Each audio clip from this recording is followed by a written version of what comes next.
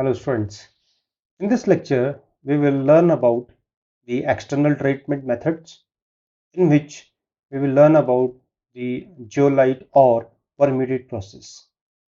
तो इस लेक्चर में जब हम जियोलाइट और परमिट प्रोसेस पढ़ते हैं तो उससे पहले हम ये समझ लेते हैं कि हम एक्सटर्नल ट्रीटमेंट क्यों कर रहे हैं। क्योंकि एक्सटर्नल ट्रीटमेंट में के मेथड से हम वाटर को जो कि हार्ड फॉर्म में है उसको सॉफ्ट में कन्वर्ट करते हैं और हार्ड वाटर में जो हार्डनेस कॉजिंग सब्सटेंस है उनको रिमूव किया जाता है। तो इस प्रोसेस के में अलग अलग मेथड्स यूज की जाती हैं। तो जिस मेथड में सबसे पहले जियोलाइट प्रोसेस है, आयन एक्सचेंज प्रोसेस है और मिक्स्ड बेड डीआयोनाइजेशन है। तो सबसे पहले हम इस लेक्चर में पढ़ेंगे जियोलाइट और परम्यूटेट प्रोसेस। जो जियोलाइट है वह दो वर्ड से मिलकर बना होता है। दो ग्रीक वर्ड्स हैं जिसमें जेन एंड लिथोस दो वर्ड मिलके जियोलाइट बना हुआ है। इसका मतलब है बॉइलिंग स्टोन।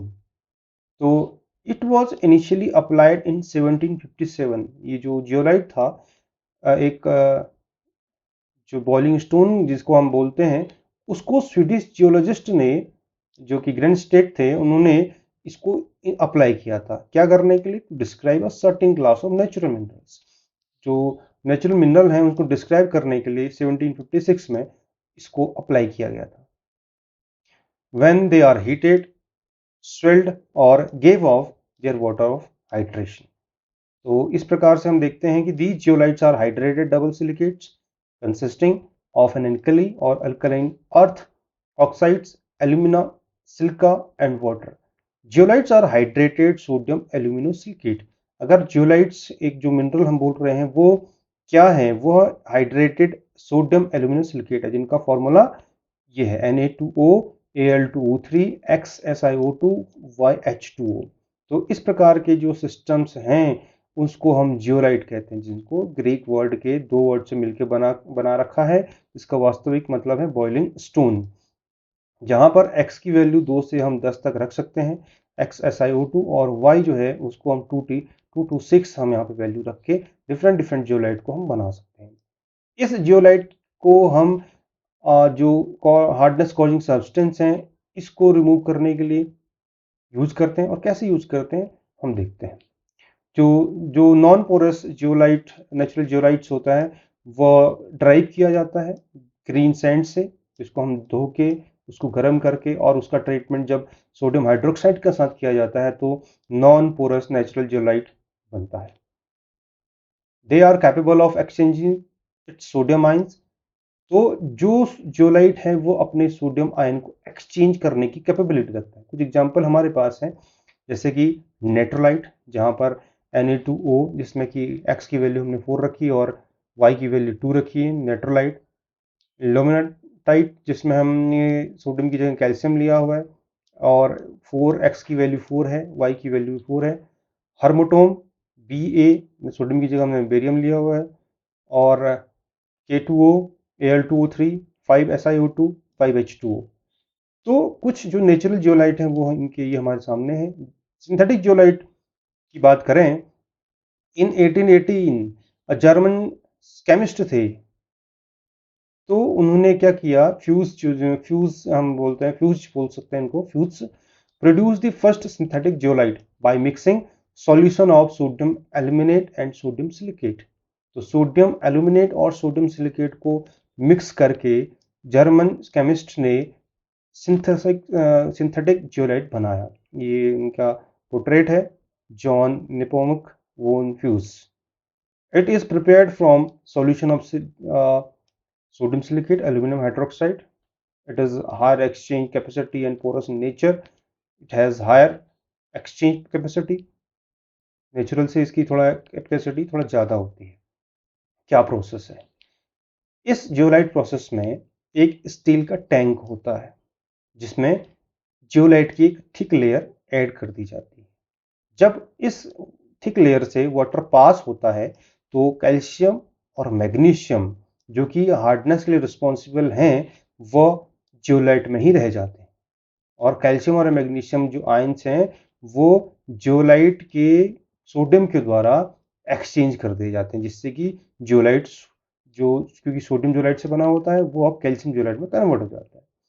तो ये हमारे पास वो प्रोसेस है जिस प्रोसेस में एक बड़ा सा स्टील का टैंक हमने लिया है। इस स्टील के टैंक में जियोलाइट रेजिन का एक पूरी सी बड़ी सी बेड है जो कि वाटर में कैल्शियम और मैग्नीशियम को अपने सोडियम के साथ एक्सचेंज करने के लिए रेडी है। तो हम क्या करेंगे, बड़े से टैंक में हमने सबसे पहले एक ग्रेवल की बेड बिछाई, उसके ऊपर हमने जियोलाइट का पूरा रेजिन डाल दिया और जियोलाइट रेजिन रख दिया और हम उसके ऊपर से हम हार्ड वाटर पास करते हैं। और हार्ड वाटर पास करेंगे तो कुछ समय के बाद ये जो जियोलाइट से वाटर पास होके नीचे मिलेगा तो वो सॉफ्ट में कन्वर्ट हो जाएगा।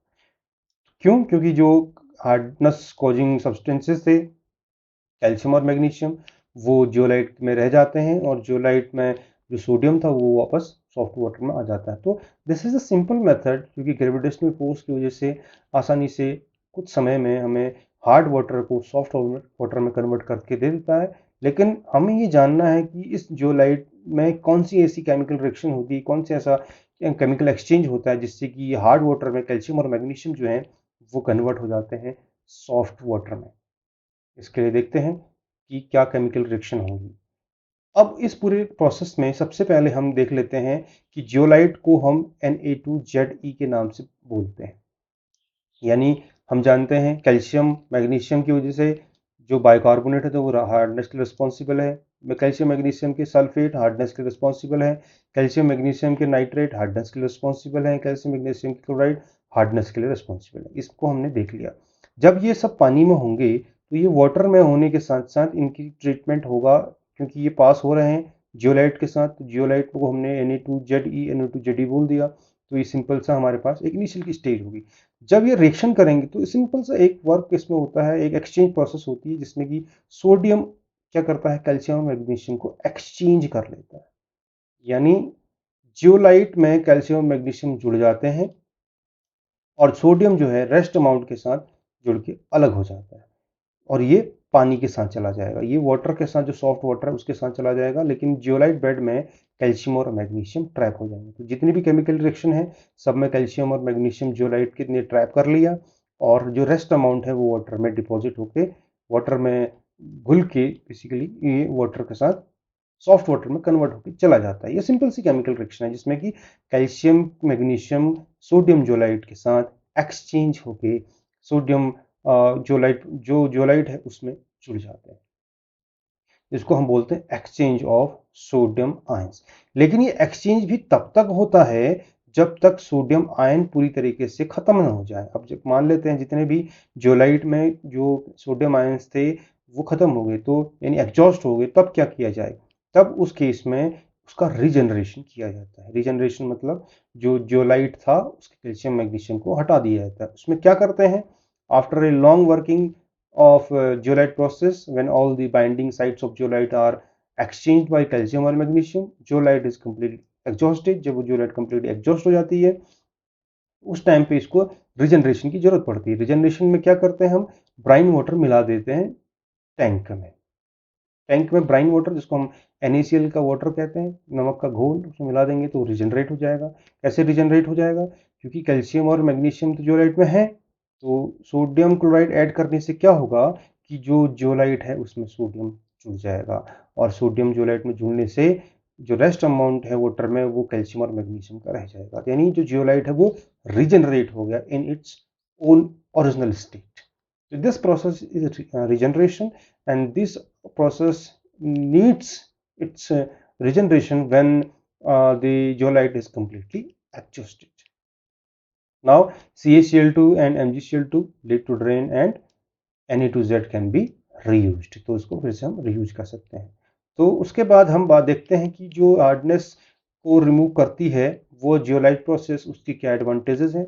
तो इसमें जो मेन इसका एडवांटेज है वो ये है कि जो पानी की जितनी भी हार्डनेसेस हैं उसको पूरी तरह से यह मेथड रिमूव कर देते हैं हार्डनेस को। This process can be made automatically. हमें कोई भी एक्सटर्नल फोर्स देने की जरूरत नहीं पड़ती, सिर्फ ग्रेविटेशनल फोर्स से ही इस प्रकार की प्रोसेस हो जाती है। इन दिस प्रोसेस किसी प्रकार की एक्सपर्ट की जरूरत नहीं पड़ती, आसानी से इसको ऑपरेट कर सकते हैं। इसमें कोई भी स्लज नहीं बनता है और इसमें बहुत कम समय लगता है सॉफ्ट वाटर में कन्वर्ट करने पर। छोटी सी टैंक को स्टेब्लिश करने की छोटी एरिया की ज़रूरत पड़ती है। इसके कुछ डिसएडवांटेजेस हैं, और इसके क्या डिसएडवांटेजेस हैं? सिर्फ कैल्शियम और मैग्नीशियम आयन को ही यह रिमूव कर सकता है। Large amount of sodium ion water में मिल जाता है, लेकिन क्योंकि जो एक्सचेंज होकर सोडियम है वो वाटर में मिल जाएगा, इसलिए वाटर जो सॉफ्ट वाटर है उसमें large amount of sodium ion होता है। It does not treat other acids which causes corrosion. जो कोरोजन कॉजिंग जितने भी सब्सटेंसेज हैं उनको ये ट्रीट नहीं कर पाता है।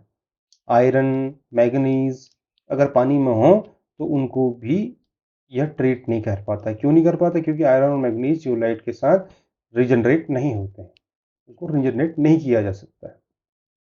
Water should be free from suspended impurities to prevent clogging on zeolite beds. मान लेते हैं पानी में कुछ सस्पेंडेड इम्प्योरिटीज हैं, उसमें उसकी टर्बिडिटी ज़्यादा है, गंदलापन है, तो वो जियोलाइट बेड को क्लॉग कर देगा, उसमें से पानी को एंटर होने के लिए स्पेस नहीं मिलेगा। तो इस तरीके का वाटर उसमें यूज नहीं किया जा सकता जिसमें कि गंदलापन हो, जिसको हम टर्बिडिटी ज़्यादा हो, उसमें सस्पेंडेड इम्प्योरिटी ज़्यादा हो।